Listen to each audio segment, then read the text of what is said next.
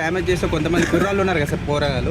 So వాళ్ళకు ఎలాంటి కేసులు వేసారు, వాళ్ళు దొరికిరా, వాళ్ళు కూడా మరి బెయిల్ వచ్చే ఛాన్సెస్ ఉందా? మనము పల్లవి ప్రశాంత్ గురించి చూస్తున్నాము. వాళ్ళది మనకు తెలియని విషయాన్ని మనం చెప్పలేము. ప్రభుత్వ ఆస్తులు ధ్వంసం చేయడం కూడా చట్టరీత్యా నేరమే. చట్టం అందరికీ చుట్టం ఏం కాదు. అందరికీ చట్టం అందరికీ ఒకటే తిరుగుంటుంది ఎవరికైనా. అలాంటి వారు చేయడం కానీ ఈ సమాజంలో ఏం పోతుందంటే ఇప్పుడు అందులో వచ్చిన కాంటెస్టులు అంతా ఫ్యాన్స్ ఉన్నారు. ఒక పల్లవి ప్రశాంత్ కాంటెస్ట్ లేరు. వాళ్ళు ఎవరు కొట్టిరా అనేది మనం ఎట్లా ఫైనల్ చేస్తాం? పోలీసు వాళ్ళు ఎట్లా ఫైనల్ చేస్తారు? ఒక 15 మంది పోరగాళ్ళు దొరికిరు అని చెప్తున్నారు. ఊహాత్మకనే ప్రతిపాదన. మాకేముండాలి? అడ్వకేట్లకు ఎవిడెన్స్ ఉండాలి, ఎఫ్ఐఆర్ ఉండాలి. దాన్ని బట్టే మనం మాట్లాడదాం. మీకు ఏమైనా వివరాలు ఏమన్నా ఉంటే డెఫినెట్లీ తెలియజేస్తాము. వాళ్ళకు కూడా సాయం చేస్తాం. బోలన్న ఆధ్వర్యంలో వాళ్ళకు కూడా ఏమన్నా న్యాయ సలహాలు మేము ఉచితంగానే చేస్తాం. మేము డబ్బులు తీసుకునేటోళ్ళం కాము. మేము కూడా రైతు బిడ్డలం కాబట్టి బోలే అన్న ఆధ్వర్యంలో చేస్తున్నాం కాబట్టి అన్న కూడా అందరినీ అడ్వకేట్స్ని కోఆర్డినేషన్ చేసి అందరినీ చేసి ఆయన తమ టైం కేటాయించి 1 గంటనే వండుకోండి నిన్న నుండి. కాబట్టి దయచేసి మేము డెఫినెట్లీ ఆర్గ్యుమెంట్ చేస్తాం. వస్తే మీకు ఇంటిమేషన్ ఇస్తాం. Thank you sir. 2:30కు ఆర్గ్యుమెంట్ ఉంటుంది. మేము సైటేషన్ కూడా వేసాము. అవన్నీ బెయిలబుల్ ఉన్నాయి. ఒకటి బెయిలబుల్ లేదు. దాని గురించి ఆర్గ్యుమెంట్ చేస్తాం. మేము ఏమంటున్నామంటే డెఫినెట్లీ బెయిల్ వస్తుంది అనుకుంటున్నాం. ఎందుకంటే ఒక రైతు బిడ్డ ఇన్వాల్వ్మెంట్ లేదు. అనుకోని సంఘటనలు అయినప్పుడు మానవతా దృక్పథం ఉంటుంది. ఒక గురి తీసేటోనికి కూడా అడుగుతారు ఏం తింటావు, ఏం చేస్తావు అని. ఆ తప్పిదాలు అన్నీ ఉంటాయి. కాబట్టి మేమేమంటున్నామంటే అనుకోని సంఘటనల కొద్దిగా ప్రభుత్వ ఆస్తులు ధ్వంసమని వాస్తవం. ధ్వంసం చేసిన వారిని చట్టరీత్యా వ్యవహారం చేయాలి. కాకపోతే పల్లవి ప్రశాంత్ గారికి మేము ఆర్గ్యుమెంట్ చేస్తాం. మేము ఒక 10 మంది అడ్వకేట్స్ ఉన్నాం. ఆర్గ్యుమెంట్ చేసి బెయిల్ రావాలని కోరుకుంటున్నాం. నేను ఆర్గ్యుమెంట్ తర్వాత మళ్ళీ ఫర్దర్గా మీకు ఇంటిమేషన్ ఇస్తాం. ప్రెస్ సోదరులకు, మీడియా సోదరులకు, ఎలక్ట్రానిక్ ప్రింట్ మీడియా సోదరులకు అందరికీ పల్లవి ప్రశాంత్ తెలియని వ్యవహారంలో సున్నితమైన మనస్తత్వం గలవాడు. అతనికి ప్రపంచంతో సంబంధాలు ఎక్కువ ఉండయి.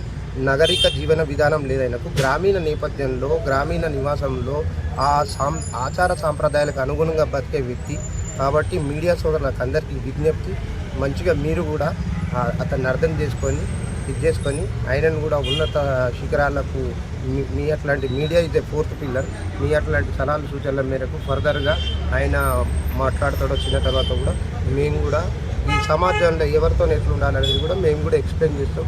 బోలో అన్న కూడా ఒక సొంత అన్న లెక్క వచ్చి ఇంత దూరం వచ్చి ఆయన అంత బిజీలు ఉన్నా ఇది చేసినా కానీ ఒక సొంత తమ్ముళ్ళ లెక్క ఆదరించి మా సోదరుడు లక్ష్మణ్ కూడా సీనియర్ అడ్వకేట్ తను మా సోదరులందరూ కూడా ఆర్గ్యుమెంట్ చేసేసి దీన్ని కావాలని కోరుకుంటున్నాం. కాబట్టి దయచేసి మీరు సమయం పాటించేసి ఇది చేస్తే మీకు మీడియా సోదరులకు అందరికీ ప్రత్యేకంగా కృతజ్ఞతలు చేసి ఈ ఇంతటితో ఆర్గ్యుమెంట్ అయిన తర్వాత మళ్ళీ విషయాలు ప్రతి ఒక్కరికి ఇంటిమేషన్ ఇచ్చి ఇది చేస్తాం. కాబట్టి మీరు కూడా కొద్దిగా సమయం పాటించారు. పల్లవి ప్రశాంత్ ఇప్పుడు ఏ జైల్లో ఉన్నారు? చెంచాలు కూడా ఎన్ని కేసులు పెట్టారు సార్ ప్రశాంత్ పైన? ఒకటే case. Sections motor vehicle act అని 147, 148, 290, 353, 427, 149 IPC, 3 ఆఫ్ PDPP యాక్ట్ కూడా పెట్టారు. ఇవన్నీ బెయిలబుల్ కొన్ని ఉంటాయి. సుప్రీంకోర్టు కూడా గైడ్ లైన్స్ ఇచ్చింది. వివిధ రాష్ట్ర కోర్టులు కూడా ఉన్నాయి.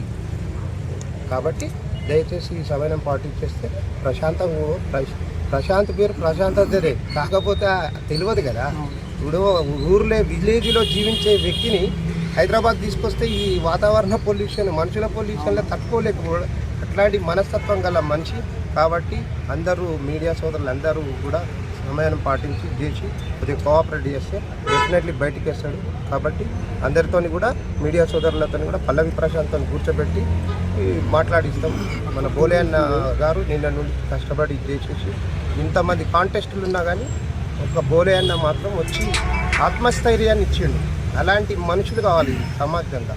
డబ్బులు ఉంటాయి పోతుంటాయి కానీ కనీసం మందలియాలి, మాట్లాడాలని మాకు ఇది.